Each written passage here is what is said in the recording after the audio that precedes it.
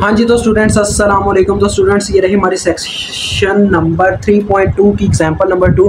तो देखो इसमें वो कहता है कि आप ये साबित करो कि एफ ऑफ जी ये जो फंक्शन दिया गया है वो एक नॉट एनालिटिक फंक्शन है। तो चलो आओ चेक करते हैं। तो उसके लिए देखो स्टूडेंट्स हमारे पास यू और वी ऑलरेडी उसने अलग अलग रियल और इमेजिनरी पार्ट को अलग अलग करके रख दिया। यू हमारे पास है जी यहाँ पे 2x² प्लस वाई, जबकि हमारे पास v दिया गया है जी y² माइनस एक्स। तो देखो स्टूडेंट्स आपको पता ही है हमने क्या क्या मालूम करना है। पहले हम u का डेरिवेटिव लेंगे, partial derivative according to x, Cauchy Riemann equation से ही इसने चेक होना है।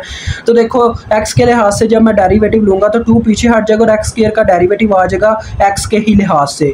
तो लिहाजा आपको पता ही है पार्शियल डेरिवेटिव सिर्फ उसी को एज अ वेरिएबल ट्रीट करता है जिसके लिहाज से हम डेरिवेटिव ले रहे होते हैं, बाकी सबको कांस्टेंट समझता है। तो y का तो 0 आ जाना है। तो x² क्या आएगा जिसके ऊपर लगेगा पावर रूल, पहले इसकी पावर पीछे आएगी, पावर में से एक कम, तो ये बन जाएगा 2x। ऐसे डेरिवेटिव इसका होता है partial over partial x²। Power पहले पीछे आती है स्टूडेंट्स और पावर में से एक माइनस कर दिया जाता है, तो ये बनता है 2x। तो 2x इसका आएगा और पीछे 2 होगा, इसको मल्टीप्लाई करवा के 4x हमारा आ जाएगा। ठीक है जी। तो ये आ गया u का x के लिहाज से। इसी तरह से v का भी पहले x के लिहाज से ले लेंगे।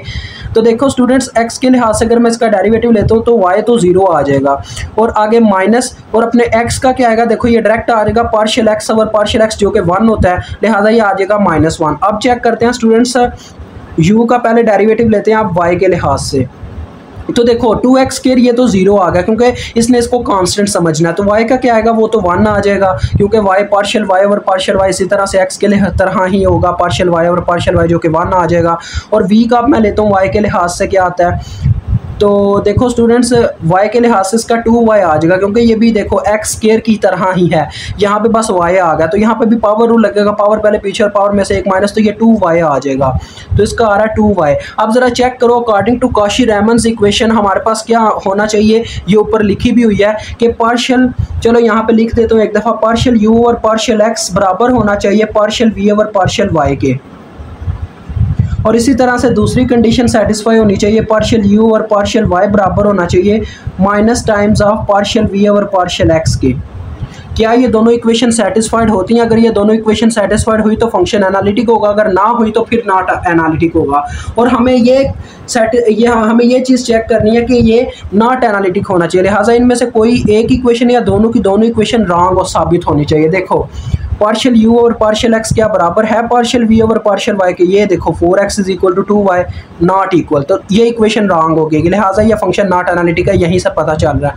दूसरी ट्रू हो रही है उसका हमें कोई फर्क नहीं पड़ता, देखो ये 1 और वो माइनस माइनस प्लस होके 1 इज इक्वल टू 1, ये इक्वेशन ट्रू हो जाएगी। लेकिन एक इक्वेशन अगर रॉन्ग है कॉशी-रीमन इक्वेशन की, तो लिहाजा ये फंक्शन नॉट एनालिटिक है। तो यहाँ पे ये बस देखें हमारा चेक हो गया कि ये फंक्शन एक नॉट एनालिटिक फंक्शन है।